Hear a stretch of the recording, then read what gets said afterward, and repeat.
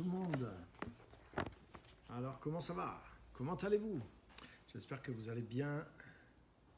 Bienvenue à tous sur le direct, super. Ok, ça marche, tout va bien. Donc, je suis très content de vous retrouver ce soir.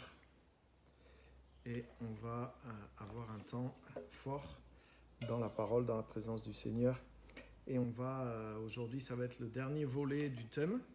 Le thème qu'on a fait depuis maintenant peut-être 7 ou 8 semaines sur marcher dans l'amour. Donc aujourd'hui, on va voir un dernier épisode. Donc bienvenue à tous. Bienvenue tous ceux qui sont déjà là. Super. Toujours fidèles. Génial. Je règle un petit peu mon image. Voilà.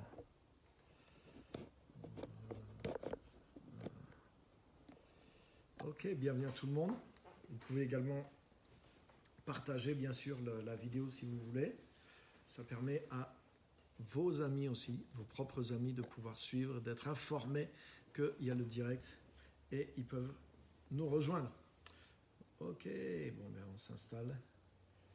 Salut à tous. Bienvenue à tout le monde. Joséphine, Christiane, Sarat Oun, bienvenue. Geneviève, qui avons-nous? Mi-José, super. Pasteur Simone, Clarisse, Ludivine, ok. Super. Donc, bienvenue à tous ceux qui sont en train d'arriver aussi et de nous rejoindre. Voilà, gloire à Dieu. Donc ce soir, c'est le dernier épisode de ce thème, marcher dans l'amour, et qui est un thème clé de la vie du chrétien.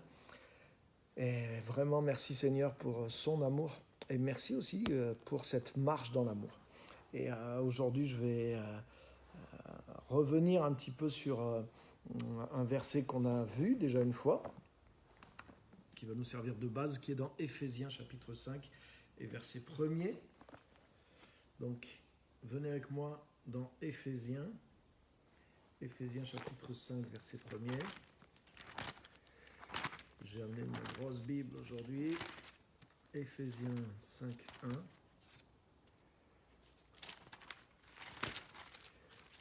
C'est ce verset qui m'a inspiré le thème, puisqu'il est dit de marcher dans l'amour. Chapitre 5, verset 1er.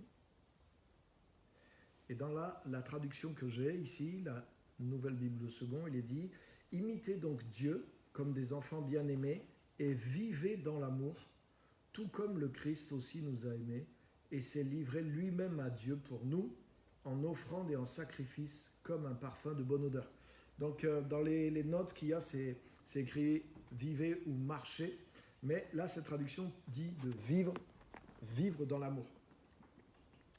Et ce que je voudrais dire, c'est que l'amour, ce n'est pas une option pour le chrétien. Et que ce que je voudrais dire vraiment ce soir, c'est que le chrétien, l'enfant de Dieu, ne devrait pas sortir de l'amour. C'est-à-dire qu'il doit être comme quelque part prisonnier de l'amour de Dieu. S'il marche avec Dieu, s'il marche dans la nature de Dieu, alors il peut manifester d'autres choses en plus de l'amour, mais il ne peut pas ne pas manifester d'amour. Et ça, c'est fort, les amis. Et c'est ce que je voudrais conclure cette série avec ce point, c'est que l'amour n'est pas une option pour l'enfant de Dieu. L'amour n'est pas une option pour l'enfant de Dieu. L'enfant de Dieu ne peut pas se comporter d'une manière qui soit biblique, mais dans laquelle il n'y aurait pas d'amour. C'est-à-dire, je ne peux pas juste dire « mais Dieu est juste, donc là, je vais exercer la justice ». Ou alors, Dieu dit la vérité, donc je vais aller voir quelqu'un et je vais lui dire « c'est 4 vérités ». Non, la Bible dit, par exemple, même c'est écrit de prêcher la vérité dans l'amour aussi.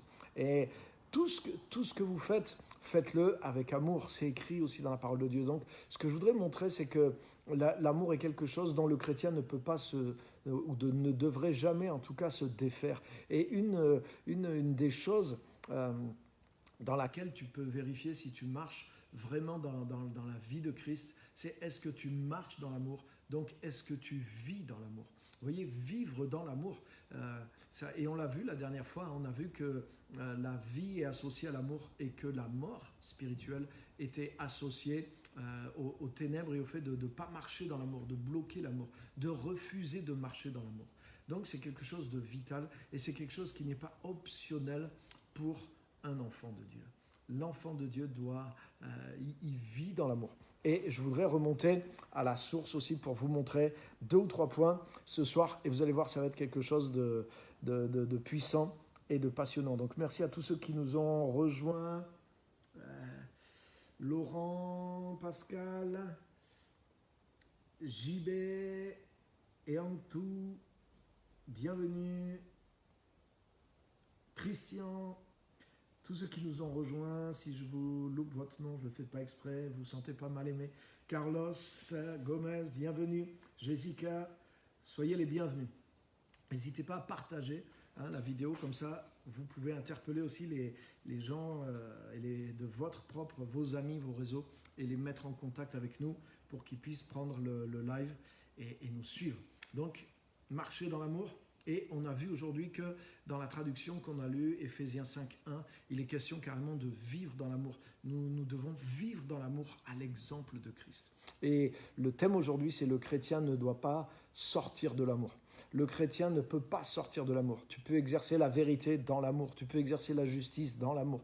Tu peux exercer le combat spirituel même dans l'amour. Tu peux exercer le ministère de pasteur, d'évangéliste, de docteur dans l'amour. Tu prêches l'évangile dans l'amour. Tu agis dans les dons spirituels dans l'amour. Tu donnes les paroles prophétiques dans l'amour. Tu ne peux pas te défaire de l'amour parce que l'amour, c'est l'atmosphère dans laquelle on doit vivre.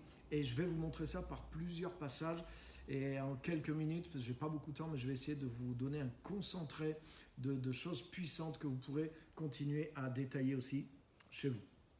Donc, on va rester pas mal dans Éphésiens. Regardez avec moi dans Éphésiens, toujours au chapitre 3 et au verset 14. Éphésiens chapitre 3 et au verset 14. Un magnifique passage aussi. Éphésiens chapitre 3, verset 14. Il est dit, c'est pourquoi je fléchis les genoux devant le Père, de qui toute famille dans les cieux et sur la terre tient son nom, afin qu'il vous donne, selon la richesse de sa gloire, d'être rendu fort et puissant par son esprit au profit de l'homme intérieur, que le Christ habite dans votre cœur par la foi et que vous soyez enracinés et fondés dans l'amour pour être capable de comprendre avec tous les saints quelle est la largeur, la longueur, la profondeur et la hauteur, et de connaître l'amour du Christ qui surpasse la connaissance, de sorte que vous soyez remplis jusqu'à toute la plénitude de Dieu. Waouh! Donc c'est fort. Et vous voyez, les questions 2 fois de l'amour, on va rentrer un peu dans le détail de ce passage, mais la première chose qui est mentionnée au verset 14, « Je fléchis les genoux devant le Père, de qui toute famille dans les cieux et sur la terre tient son nom, afin qu'il vous donne. » Donc, la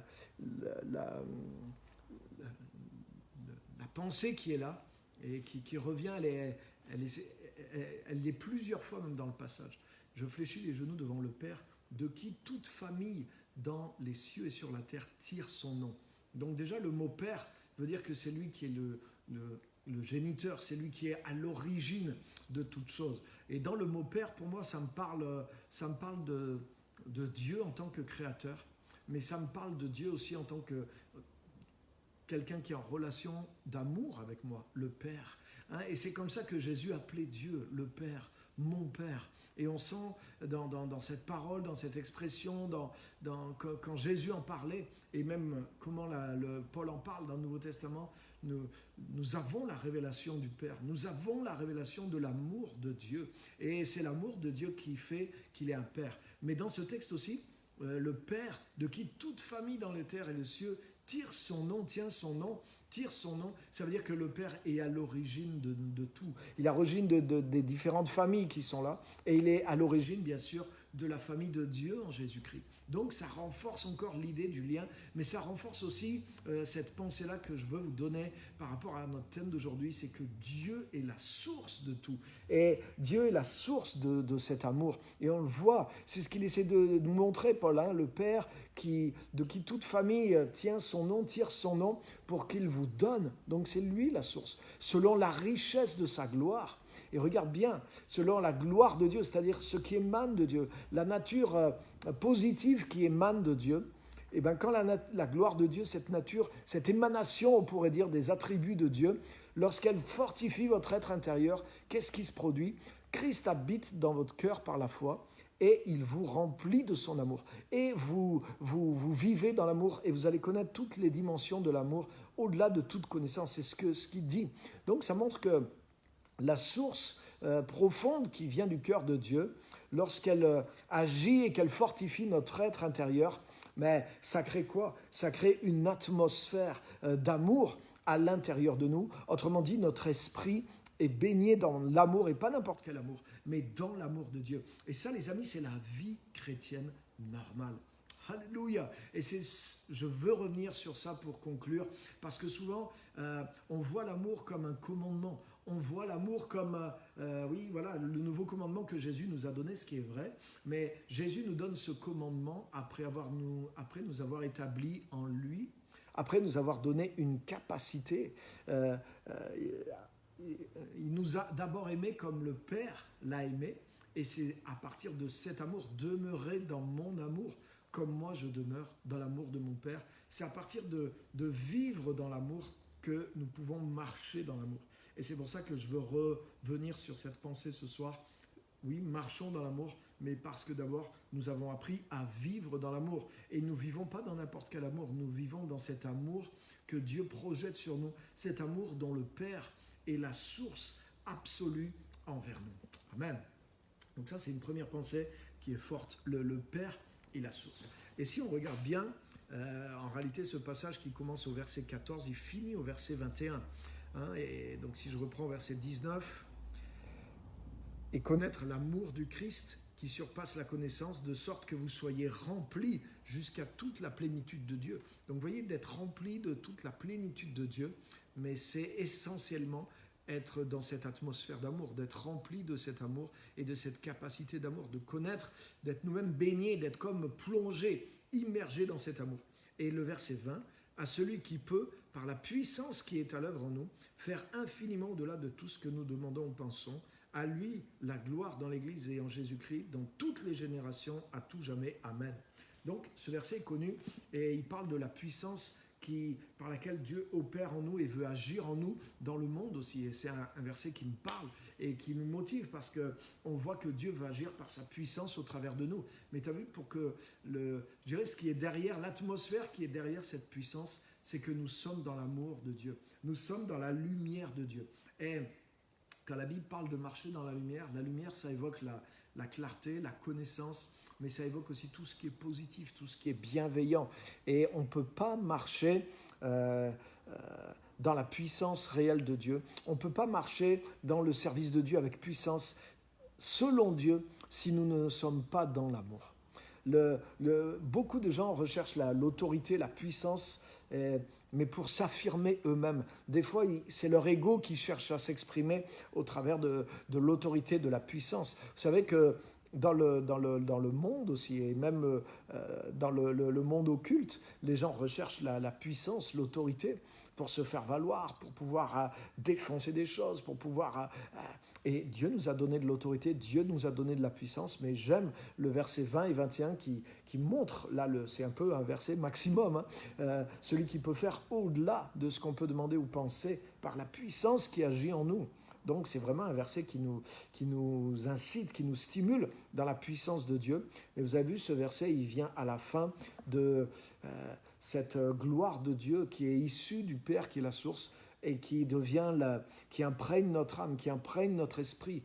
Christ vit en nous par son amour dans notre être intérieur et il manifeste cette gloire de Dieu qui est essentiellement son amour, son ADN. Donc c'est dans ce cadre-là de vivre dans l'atmosphère de l'amour de Dieu que la puissance de Dieu maintenant est appelée à se manifester au travers de nous.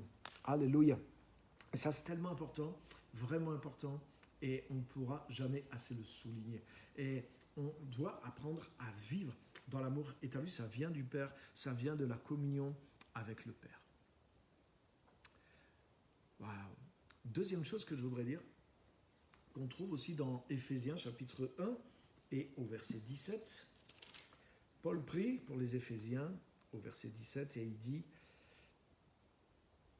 voilà, je ne cesse de rendre grâce pour vous, je fais mention de vous dans mes prières afin que le Dieu de notre Seigneur Jésus-Christ, le Père glorieux, on retrouve la gloire de Dieu, vous donne un esprit de sagesse et de révélation qui vous le fasse connaître. Et je voudrais donner un petit peu une pensée par rapport à ce point.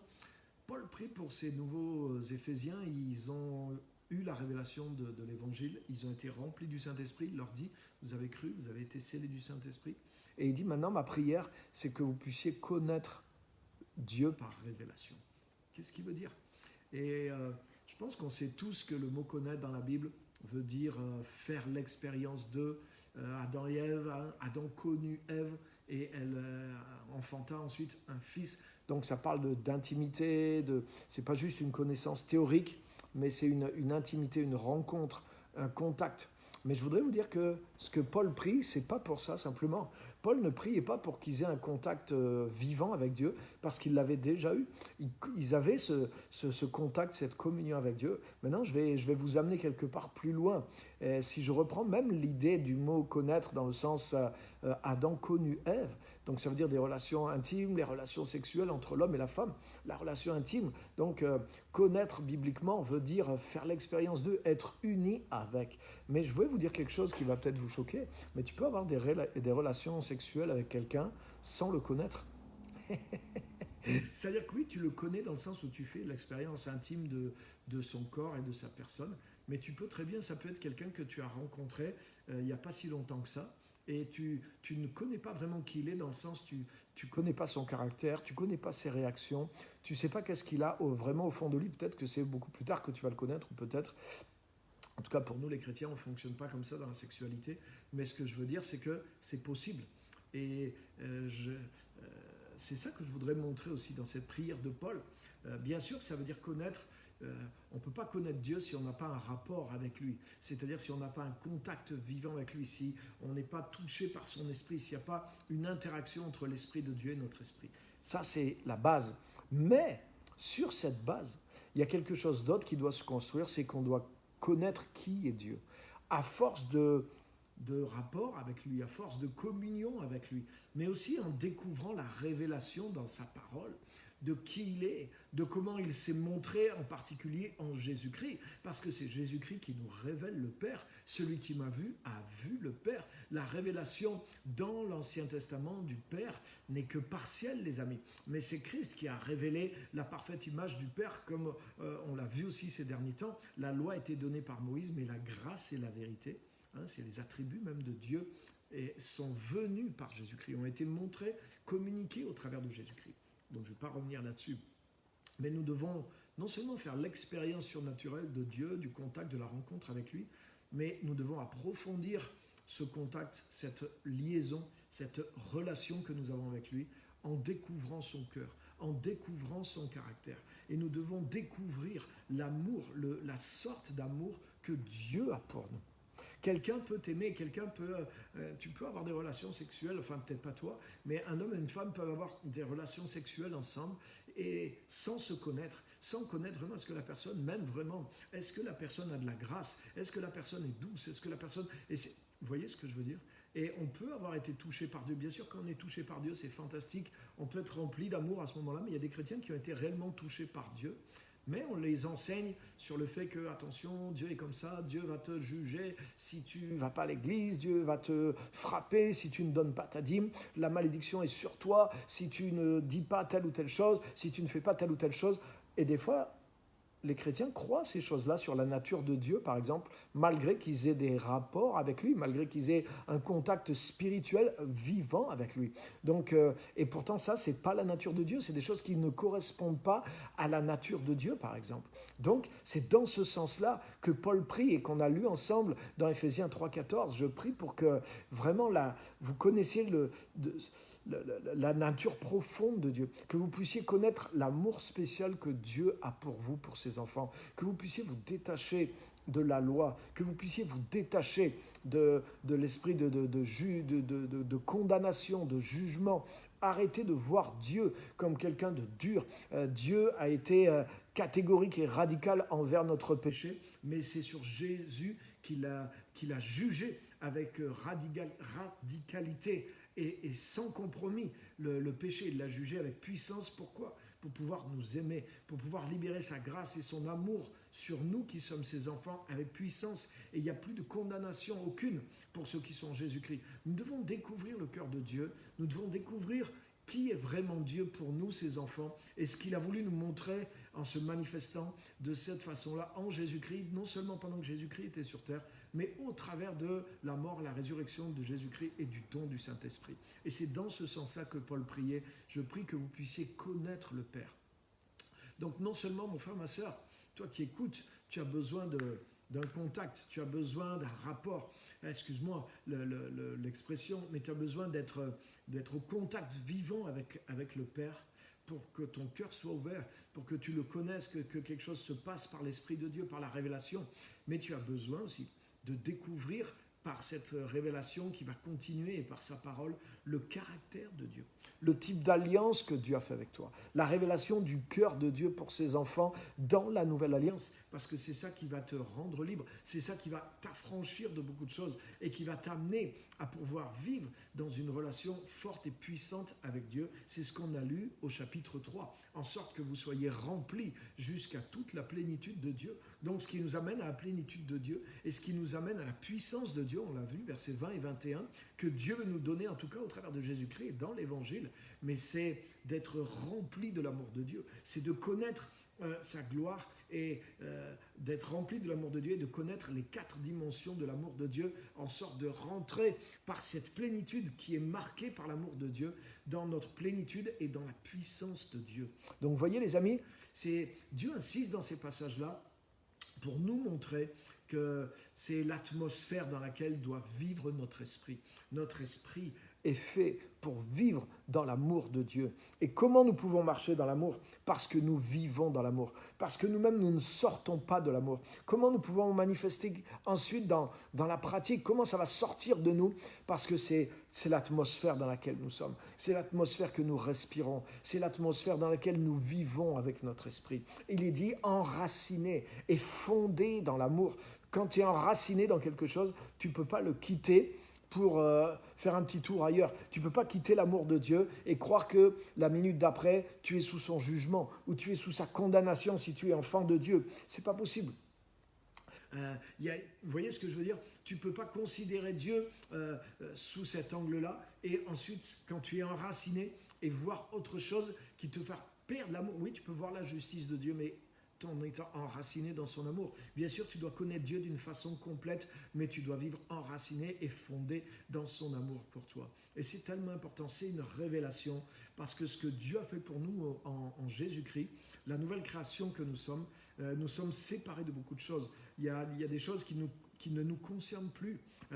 Même dans la Bible, les amis, peut-être ça va vous choquer, mais c'est réel. Il y a des versets bibliques qui nous ne concernent plus.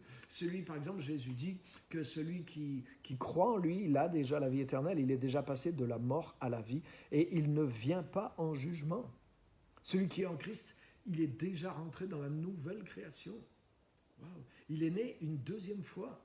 Donc il y a des choses spéciales parce que c'est un rang spécial, c'est une disposition spéciale de Dieu.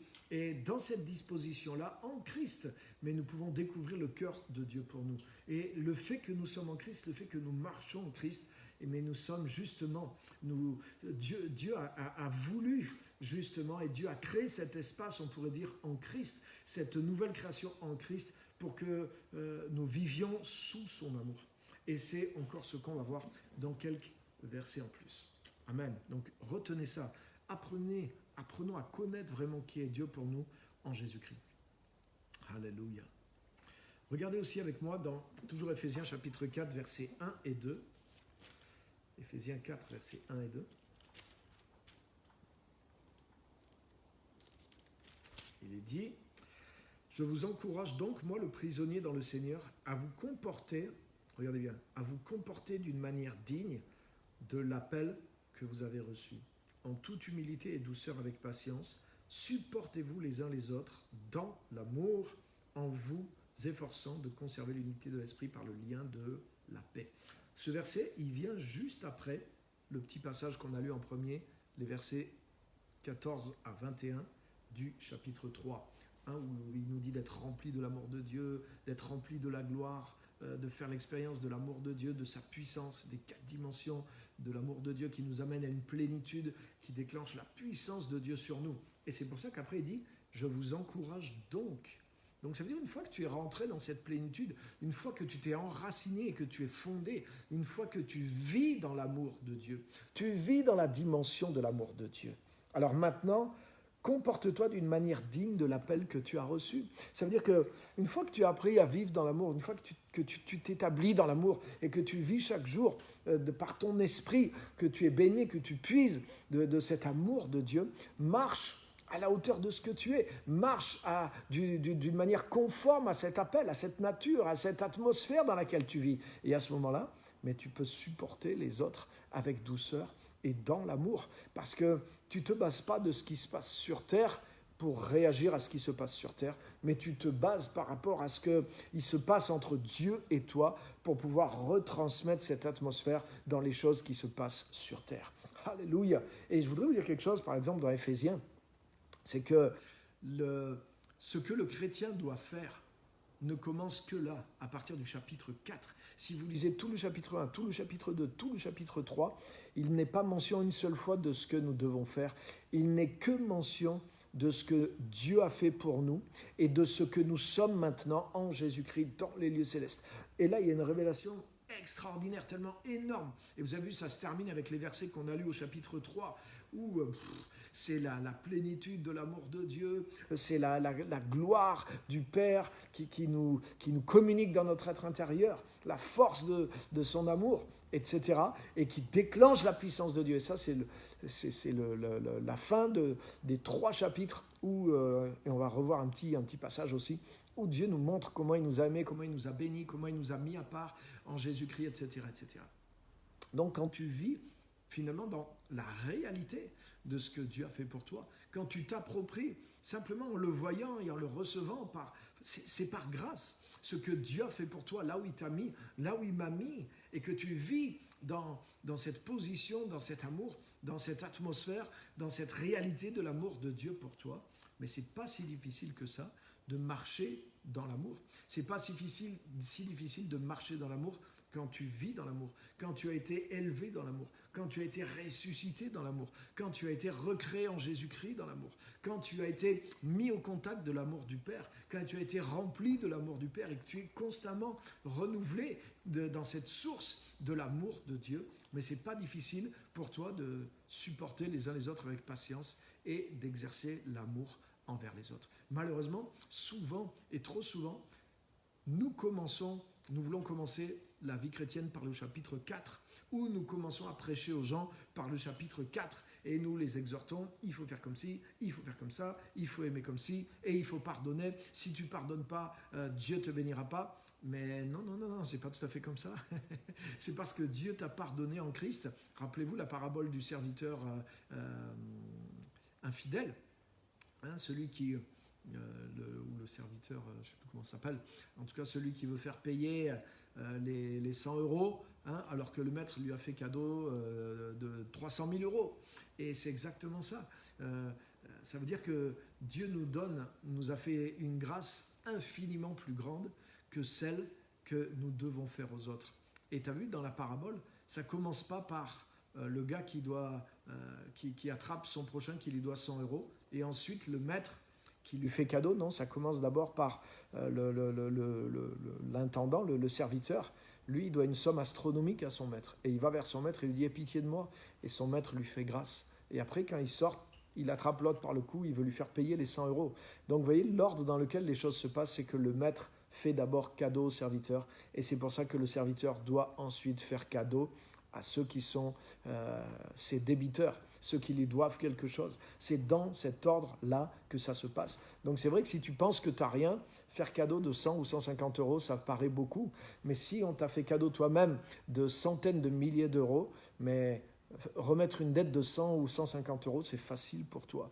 Et c'est là que le pardon ne devient pas quelque chose de si difficile que ça, quand on vit dans l'amour de la grâce de Dieu, quand on sait qui nous sommes, quand on sait qui nous étions plutôt en tant que pécheurs, les choses qui pourraient, si on était encore sous la loi, si on était encore sous la juridiction de nos efforts et de plaire à Dieu par nos efforts, de vaincre toute forme de péché en nous pour pouvoir plaire à Dieu, si on marchait encore dans cette atmosphère-là, mais forcément, on serait dans la misère et on serait sous la condamnation. Mais Dieu nous a fait grâce en Jésus-Christ. Alléluia. Dieu a pardonné toutes nos fautes et Dieu nous a ressuscités avec lui dans sa grâce, dans son amour. Et il ne traite pas avec nous sous la base de la loi et de nos performances. Mais ce qui est juge de notre relation avec Dieu, c'est Jésus-Christ. Nous sommes traités par rapport à ce que Jésus-Christ a fait de nous dans notre relation avec Dieu et pas par rapport à ce que nous faisons par rapport au commandement ou à la loi. Et ça, c'est tellement, tellement important de le comprendre. Ça aussi, ça fait partie de la révélation de l'amour de Dieu et de la grâce de l'Évangile. Alléluia. Amen.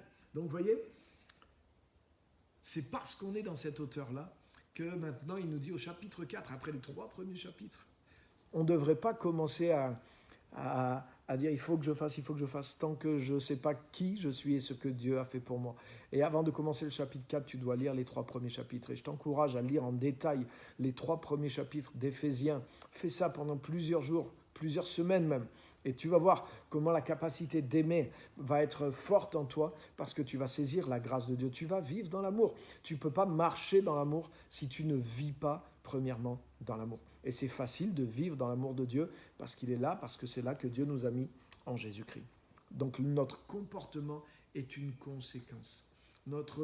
Et malheureusement, beaucoup de gens comprennent l'Évangile et beaucoup prêchent l'Évangile comme si Dieu va réagir en conséquence de notre comportement.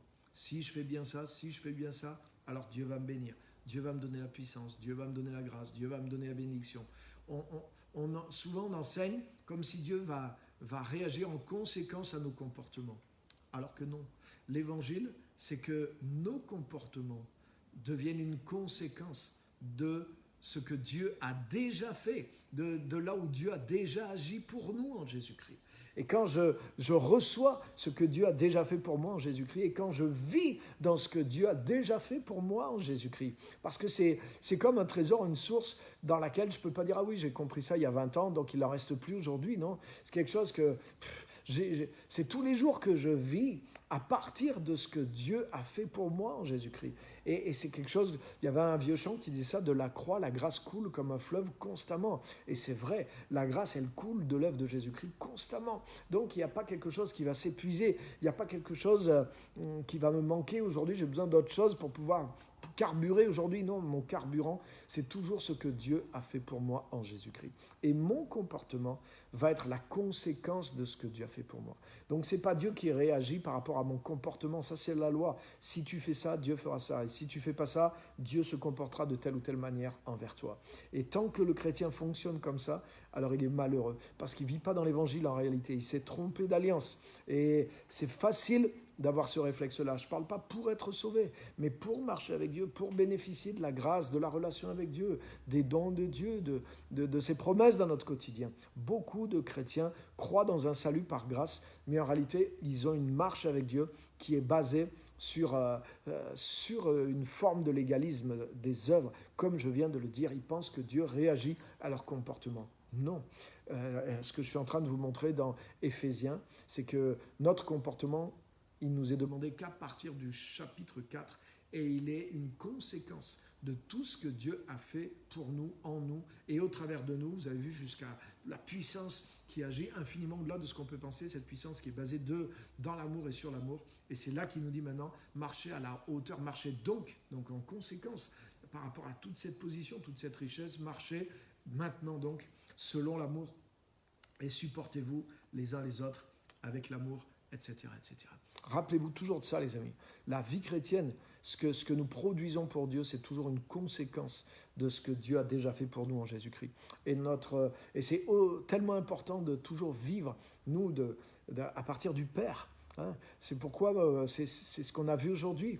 Hein. Je prie le Père de qui toute famille dans les cieux et sur la terre tire son nom pour qu'il vous donne. C'est lui la source de ce que nous faisons pour Dieu, pour les autres, pour marcher dans l'amour, pour marcher en tant qu'enfant de Dieu. Mais ça vient de cette source que nous trouvons dans ce que Dieu a fait pour nous en Jésus-Christ, que nous retrouvons dans la communion avec lui, en découvrant sa nature, en découvrant la grâce qui a été manifestée, en restant en contact avec ce message de l'évangile, de la grâce de Dieu pour nous, ses enfants. C'est en vivant dans cet amour de Dieu que ça devient ensuite une conséquence. Notre comportement découle de cette source dans laquelle nous vivons, dans laquelle nous sommes, qu'on a vu fondée, enracinée. Donc, c'est mon thème aujourd'hui, l'enfant de Dieu ne devrait pas sortir de l'amour de Dieu pour lui. Et si tu vis tout le temps dans cette atmosphère-là, si tu te vois tel que là où Dieu t'a planté, là où Dieu veut que tu prospères, c'est comme le jardin d'Éden. La grâce de Dieu, la révélation de Dieu en Jésus-Christ, c'est comme le jardin d'Éden. Le jardin d'Éden, c'était un endroit privilégié sur la terre. En dehors, c'était différent. Mais dans cet endroit, et Dieu voulait que l'homme reste dans cet endroit. Dieu voulait que l'homme étende cet endroit sur la terre, mais pas que l'homme quitte cet endroit, parce qu'il allait rencontrer la stérilité quelque part en dehors de cet endroit. Cet endroit était une atmosphère de l'amour de Dieu, de la grâce de Dieu, de la présence de Dieu. Et c'est ce que Dieu a fait pour nous en Jésus-Christ. Il a recréé un autre Éden spirituel et il nous a planté dedans. Notre esprit est entré en Christ. En Christ, c'est le nouvel Éden. Et tu ne dois pas sortir d'Éden. Ne sors pas d'Éden. Ne te laisse pas avoir par tes raisonnements, par tes pensées. C'est pour ça que Jésus dit, demeurez en moi, demeurez en Christ. En Christ, c'est le nouveau jardin d'Éden. N'essaye pas, il n'y a pas meilleur arrangement que ce que Dieu a fait pour toi en Jésus-Christ. Et quand tu vis là-dedans et que tu comprends l'amour de Dieu pour toi, que tu vis dans l'amour de Dieu pour toi, alors la plénitude de Dieu commence à agir dans ta vie et ça devient une conséquence. Bien sûr, tu le décides, bien sûr, tu décides de marcher dans l'amour, mais ce n'est pas difficile parce que tu l'as en toi, parce que tu vis toi-même sous l'amour de Dieu pour toi. Ce n'est pas facile de remettre des dettes de 150 € si Dieu lui-même te remet des dettes de milliers et de centaines de milliers d'euros. Et c'est exactement ça, la grâce de Dieu que Dieu a envers nous est plus grande que celle qu'il me demande d'avoir envers les autres. Amen. Donc, mon comportement est une conséquence de la vie dans laquelle mon esprit vit avec Dieu. Et c'est cette vie que vous devez trouver. Vous devez marcher dans cette vie. C'est pour ça que Colossiens nous dit, par exemple, votre vie véritable est cachée avec le Christ en Dieu. Elle est là, et vous l'avez reçue, et vous êtes déjà ressuscité et assis avec lui dans les lieux célestes. Donc ça, c'est toutes les choses que Dieu a fait pour nous en Jésus-Christ. On va lire encore quelques versets, toujours dans Éphésiens. Éphésiens chapitre 1, versets 3 et 5. Et ensuite un autre. Et vous allez voir que l'amour de Dieu est la cause de notre salut. L'amour de Dieu est la cause de notre salut. Éphésiens chapitre 1 et verset 5. Verset 3, pardon. Béni soit le Dieu et Père de notre Seigneur Jésus-Christ, regardez bien, qui nous a bénis, c'est déjà fait, de toute bénédiction spirituelle dans les lieux célestes, dans le Christ. Vous voyez, c'est un jardin d'Éden. Comme dans le jardin d'Éden, Dieu avait planté des arbres.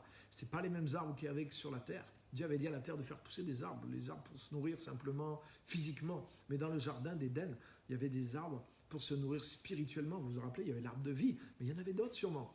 Donc Dieu nous a bénis aussi de toute bénédiction dans le monde spirituel en Christ. Ça veut dire les choses dont tu as besoin pour ta vie spirituelle et même pour ta vie sur terre.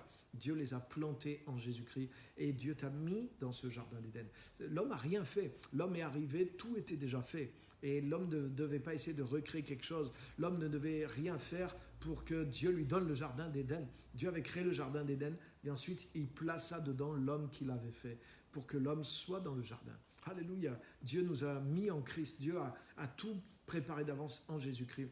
Et il nous a mis en Christ. En Christ, nous avons le pardon, nous avons la rédemption, nous avons l'amour de Dieu, nous avons la justification, nous avons la guérison, nous avons l'amour de Dieu pour nous, nous avons la direction divine, nous avons la bénédiction, nous avons même la prospérité, nous avons la santé, nous avons l'Esprit de Dieu, nous avons la révélation, nous avons la communion, nous avons le pardon de toutes nos fautes, nous avons la faveur, etc., etc. Il y a tellement de choses. Nous avons toutes les bénédictions spirituelles qui sont déjà là en Jésus-Christ. Donc, il y a l'abondance dans le jardin d'Éden, il y a l'abondance en Jésus-Christ et nous sommes en Jésus-Christ. Béni soit le Dieu et Père de notre Seigneur Jésus-Christ qui nous a bénis de toute bénédiction spirituelle dans les lieux célestes, dans le Christ. En lui, il nous a choisis avant la fondation du monde pour que nous soyons saints et sans défaut devant lui. Amen. Dans son amour, il nous a destinés d'avance par Jésus-Christ à l'adoption filiale pour lui, selon sa volonté bienveillante. Donc, vous voyez, Dieu, dans son amour, Dieu nous a destinés en Jésus-Christ à l'adoption filiale, dans son intention bienveillante. Vous voyez, tout ça, c'est rempli d'amour. C'est-à-dire que Dieu ne voulait pas qu'on soit des étrangers. Dieu ne voulait pas qu'on soit juste des serviteurs. Dieu ne voulait pas qu'on soit juste son peuple, comme l'a été le peuple d'Israël. Même si c'était beau, c'était une alliance. Mais là, Dieu a préparé autre chose en Jésus-Christ.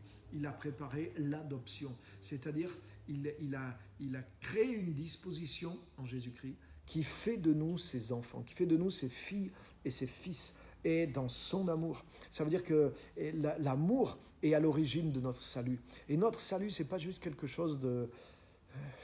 C'est pas juste, on va échapper à l'enfer et on aura une place au ciel. C'est beaucoup plus que ça.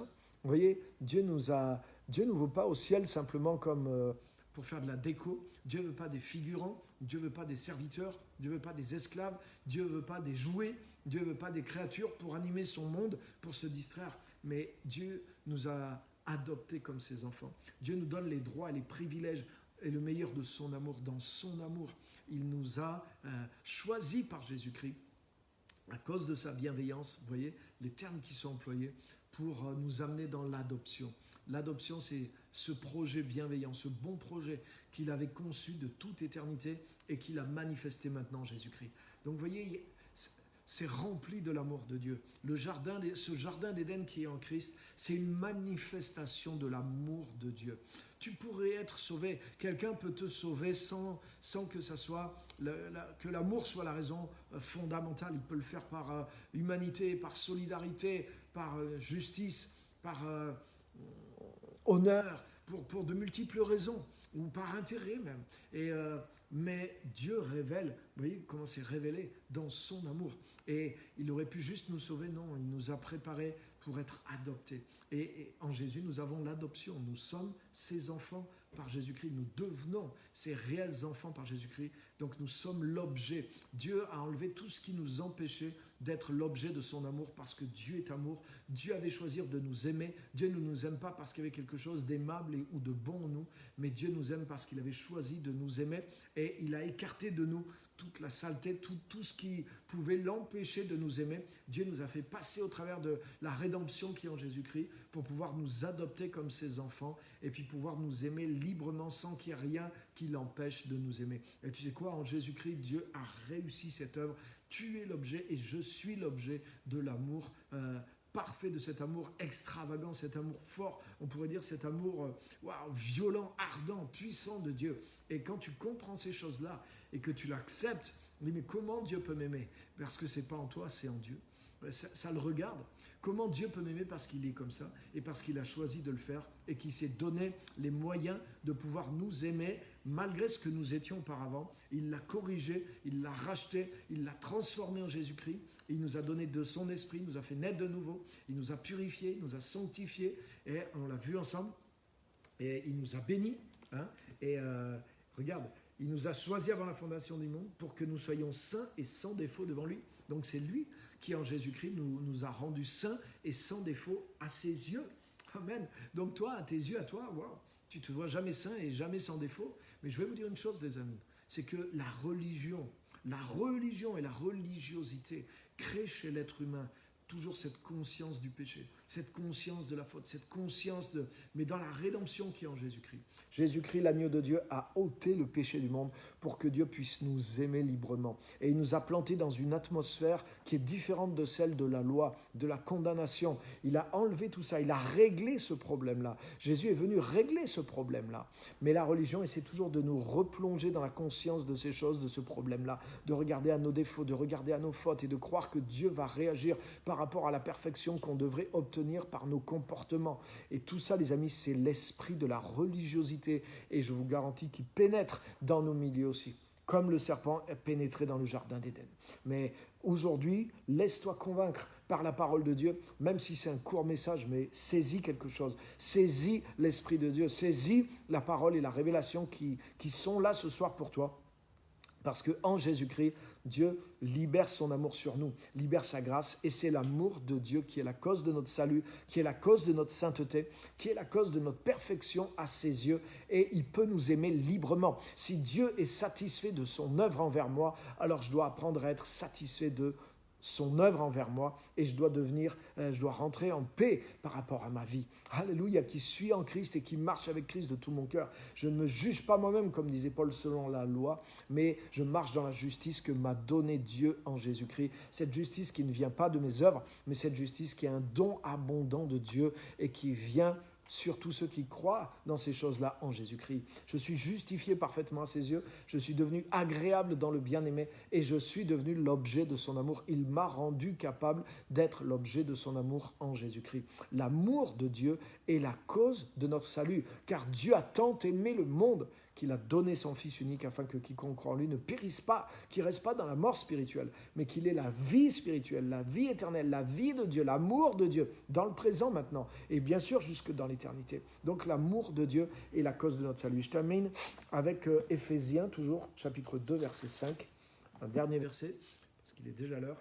Ensuite, je vais écouter vos commentaires, donc si vous avez des questions, des commentaires, allez-y, écrivez, postez-les.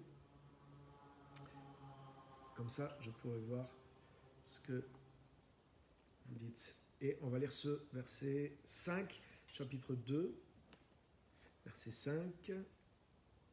Mais Dieu est riche de compassion et à cause du grand amour dont il nous a aimés, nous qui étions morts du fait de nos fautes, il nous a rendus vivants avec le Christ. C'est par grâce que vous êtes sauvés. Il nous a réveillés ensemble avec Christ et fait asseoir ensemble dans les lieux célestes en Jésus-Christ pour montrer dans les temps à venir la richesse surabondante de sa grâce par sa bonté envers nous en Jésus-Christ.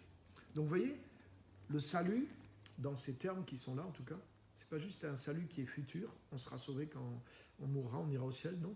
C'est un salut qui est présent, c'est-à-dire qu'il nous a sauvés d'une condition présente, nous étions morts.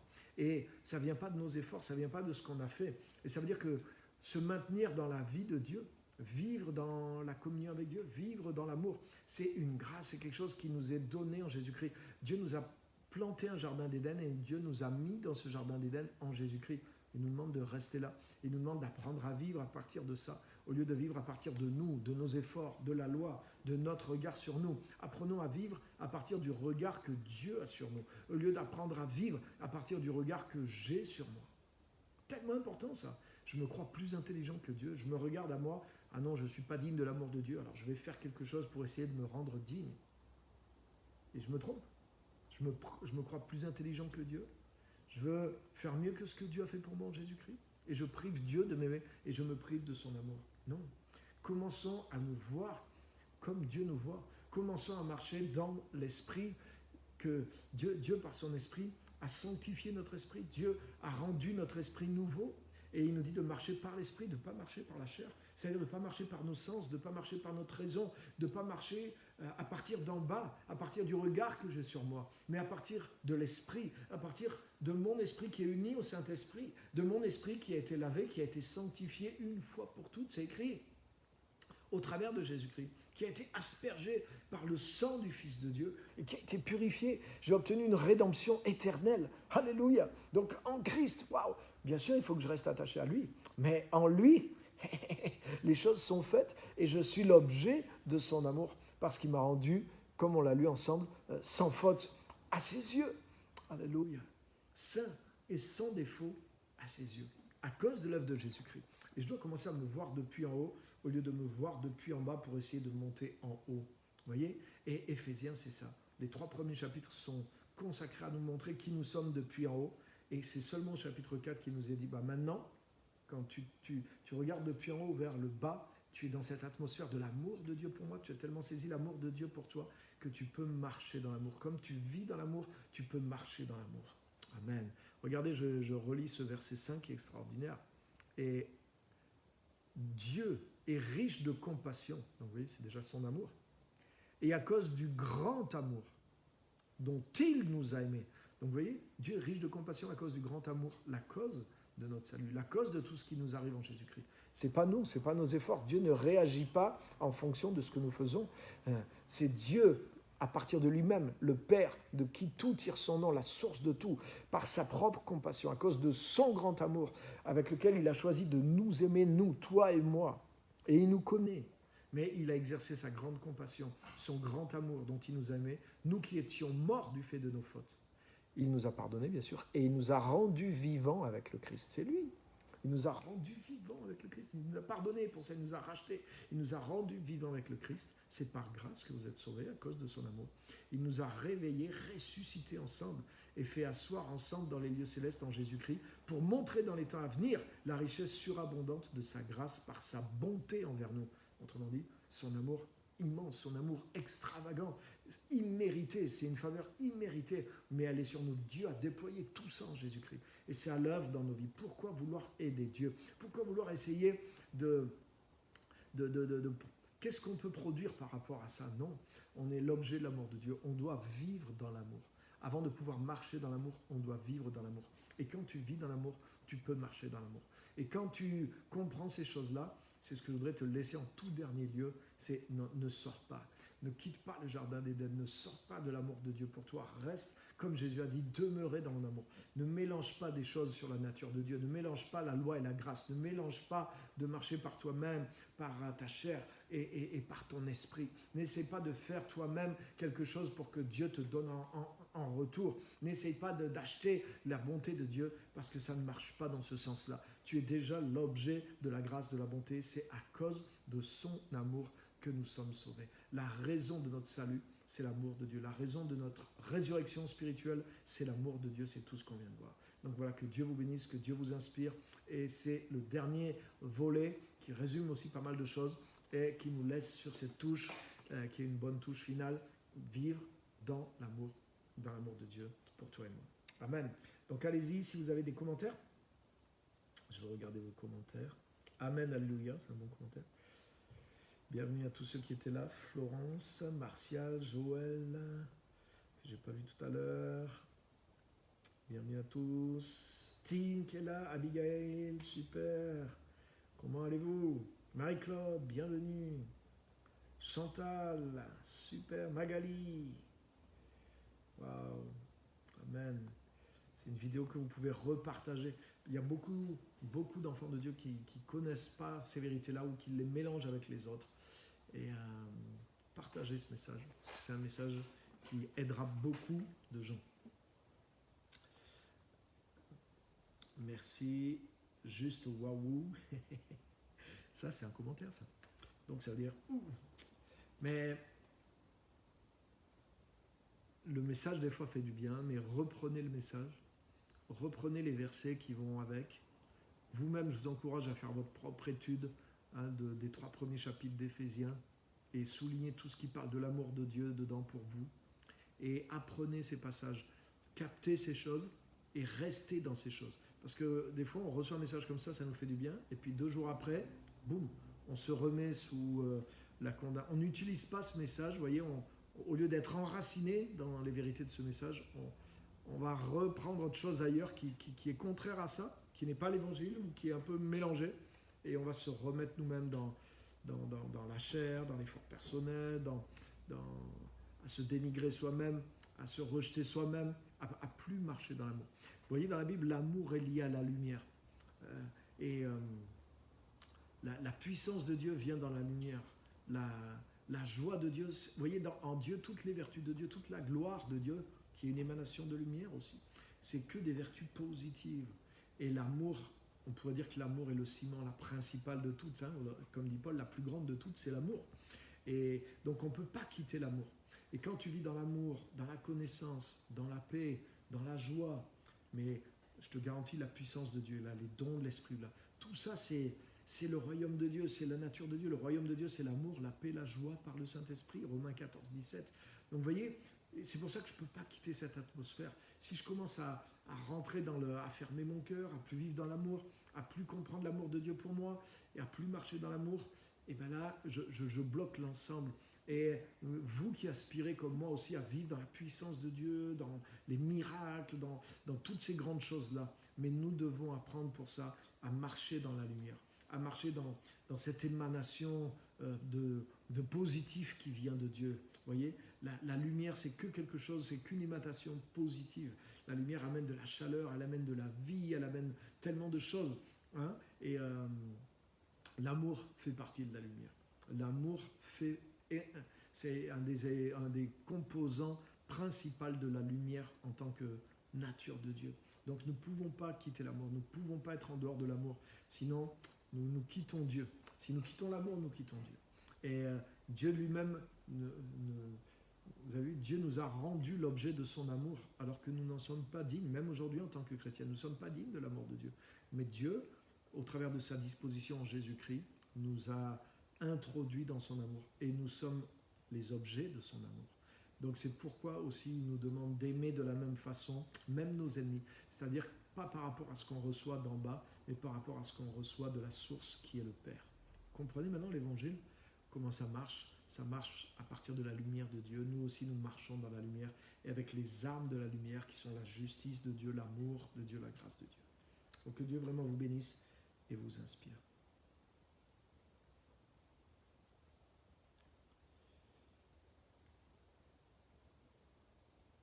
Plus dur qu'on pense. Non, plus facile qu'on pense. Si on marche dans l'amour de Dieu, si on vit dans l'amour de Dieu pour nous, alors c'est pas si difficile de marcher dans l'amour. Et c'est ça le problème de beaucoup de chrétiens, c'est qu'ils veulent marcher d'abord, ou alors ils se disent, ouais, là je suis passé dans l'amour par rapport aux autres, je suis trop comme ci, je suis passé comme ça, j'ai besoin de transformation. Voilà, ils regardent à eux, ils partent à partir de... Ils se prennent pour base de départ. Non, justement. Éphésiens 4, c'est pas la base de départ, c'est déjà la moitié la base de départ, c'est chapitre 1, c'est ce qu'on a vu dans son amour. Dieu nous a béni toute leur bénédiction spirituelle en Christ. Chapitre 2, dans son amour, sa compassion. Chapitre 3, il nous remplit maintenant de cet amour de Christ en nous, pour que cet amour soit en nous, et c'est à partir de là qu'on peut marcher dans l'amour. Donc enracinons-nous, vivons dans l'amour, et ne nous voyons pas comme un problème pour Dieu. Dieu a résolu le problème qu'il avait avec nous en Jésus-Christ. Hein, on était morts, mais dans son amour, il nous a ressuscités avec lui et en Christ. Donc apprenons à comprendre ces choses-là. Voyons-nous comme Dieu nous voit, saisissons l'amour de Dieu pour nous et marchons, vivons dans l'amour et ensuite marchons dans l'amour. Amen. Ouais, c'est ça.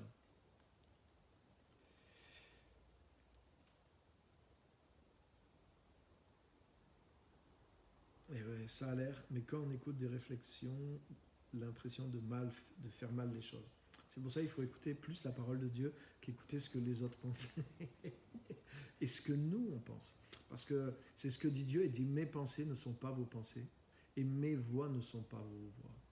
Donc si j'analyse, si je me dis mais comment Dieu doit me considérer d'après mes raisonnements, vu que je suis comme ci, comme ça, ouais non là, mais Dieu ne pense pas comme moi et ses voix ne sont pas mes voix. Donc les pensées de Dieu, les voix de Dieu me sont révélées par la parole et par le Saint-Esprit. Donc je dois apprendre à me voir comme Dieu me voit, à me penser comme Dieu me pense. C'est Dieu qui a choisi que je sois l'objet de son amour, c'est pas moi. Et il ne me demande pas à moi de me rendre l'objet de son amour. C'est lui qui m'a rendu l'objet de son amour. À cause de ça, il veut que je vive dans son amour, que je sois rempli de son amour. Et à partir de là maintenant, je peux marcher dans l'amour envers moi-même et envers les autres. Et c'est quelque chose à ce moment-là qui est une conséquence parce que je vis dans ce jardin d'Éden. Donc, croyez la parole. Justement, entourez-vous de ces versets, de ces messages, jusqu'à ce que l'atmosphère, vous l'ayez tellement saisi dans la foi, que justement tout ce que les autres vont dire, ou ce que vous pouvez vous dire vous-même, ne puisse pas vous ébranler, ne puisse pas vous faire sortir de cette vérité-là. C'est ça le travail que vous devez faire, mais faites-le, parce que sans arrêt, effectivement, on entend des choses, ou on pense des choses sur nous-mêmes qui semblent contredire, et qui mettent le doute sur ça, et qui nous retirent de vivre dans l'amour. Donc merci pour cette réflexion.